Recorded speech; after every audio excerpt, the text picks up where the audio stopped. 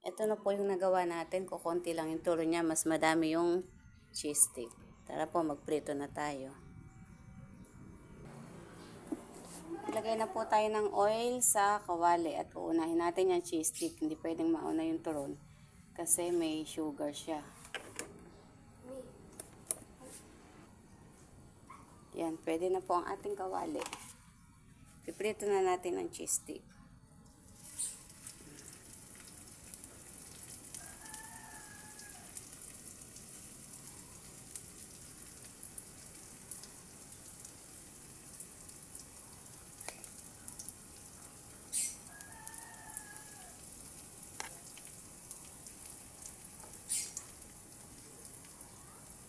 Kakasyahin na po natin ito na isang salang, konti lang naman siya.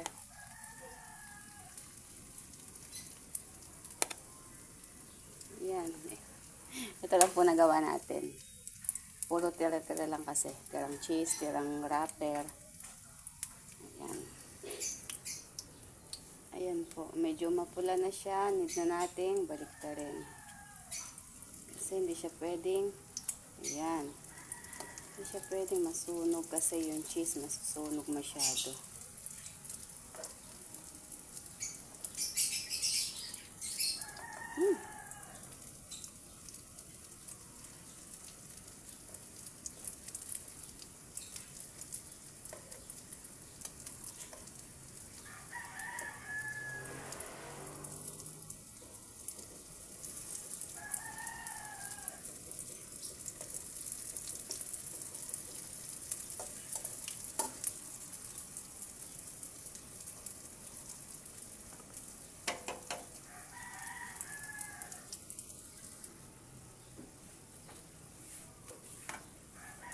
Ayan, okay na po. Luto na siya.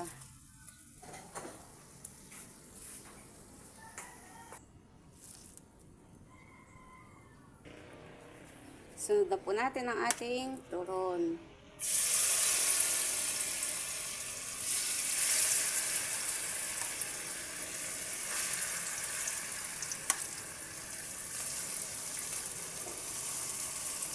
Five pieces lang po siya. At 5 po kami. Sakto. Tigi-tigisa lang po kami. Yan. Tapos na po. Tara, merienda na po tayo.